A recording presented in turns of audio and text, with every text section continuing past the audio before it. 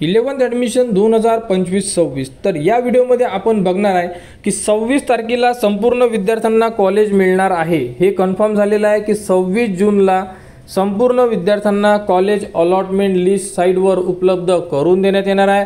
त्यामध्ये विद्यार्थ्यांना कोणते कॉलेज मिळालेले आहे हे सुद्धा माहिती पडणार आणि यामध्ये तुम्ही प्रवेश घ्यायचा किंवा नाही घ्यायचा हे तुमच्यावर डिपेंड असणार आहे।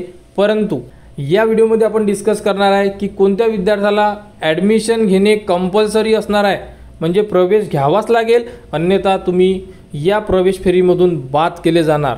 दुसरा पॉइंट की यामध्ये म्हणजे 26 तारखेला कोणत्या विद्यार्थ्याला कॉलेज मिळणार आहे आणि कोणत्या विद्यार्थ्याला कॉलेज मिळणार नाही आहे, कोणत्या विद्यार्थ्यांनी चुका केलेल्या आहे हे सुद्धा आपण याच व्हिडिओमध्ये डिस्कस करणार आहे। आणि तिसरा पॉइंट, ज्यांनी फॉर्म भरलेलाच नाही आहे हे आपण ऑलरेडी सांगितलेलं आहे, परंतु जे विद्यार्थ्यांच्या कमेंट्स येत आहे त्या कमेंट्सवर आपण तो पॉइंट डिस्कस करतोय, जेणेकरून विद्यार्थ्यांनी जर तो व्हिडिओ बघितला नसेल तर या व्हिडिओमध्ये त्या विद्यार्थ्याचा तो पॉइंट क्लिअर होणं गरजेचं आहे। कारण तुम्हाला 11th ॲडमिशन 2025-26 बद्दल कुठेही कोणतीही इन्फॉर्मेशन देत नाही आहे। तुम्ही जर कॉलेजला जरी गेले तर कॉलेजवाले सुद्धा तुम्हाला तेच म्हणतील की तुम्ही साईटवर जा, टाइम टेबल बघा, माहिती देत नाही आहे कोणी। त्यामुळे आपण हे डिस्कस करतोय की तुमचे जे डाऊट्स आहे हे क्लिअर व्हायला पाहिजे, जेणेकरून तुम्हाला ही जी प्रोसेस चालत आहे ही प्रोसेस कशी आहे, काय आहे आणि कोणकोणत्या स्टेपमध्ये काय काय करायचं आहे तुम्हाला, हे संपूर्ण पॉईंट्स तुमचे क्लिअर व्हायला पाहिजे।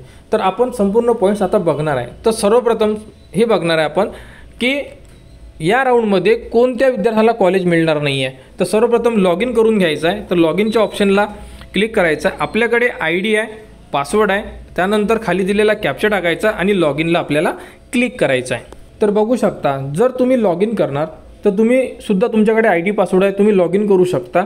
अशा प्रकारे लॉग इन करा। मी फक्त 2 स्टेप सांगणार आहे तुम्हाला। बघा, ॲप्लिकेशन जो फॉर्म आहे तुमचा हा इथे तुम्हाला सेल्फ व्हेरीफाईड असणं गरजेचं आहे।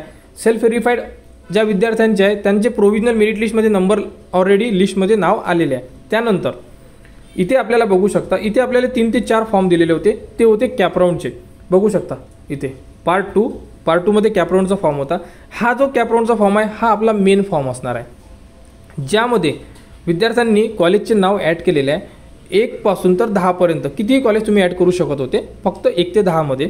हा फॉर्म कंप्लीट अँड लॉक असेल। जर तुमचा फॉर्म कंप्लीट अँड लॉक असेल तर तुमचा फॉर्म ओके आहे, तुमचा नंबर लागण्याचे चान्सेस जास्त आहे, म्हणजे तुमचा फॉर्ममध्ये कोणत्याही प्रकारची त्रुटी नाही आहे असं आपण म्हणू शकतो।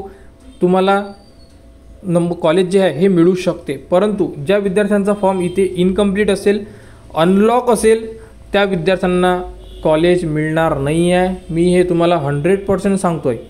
इथे जर तुम्हाला अनलॉक असेल, इनकम्प्लीट असेल तर तुम्हाला कॉलेज पहिल्या राऊंडला मिळणार नाही आहे, तुम्हाला सेकंड राऊंड ट्राय करावा लागेल।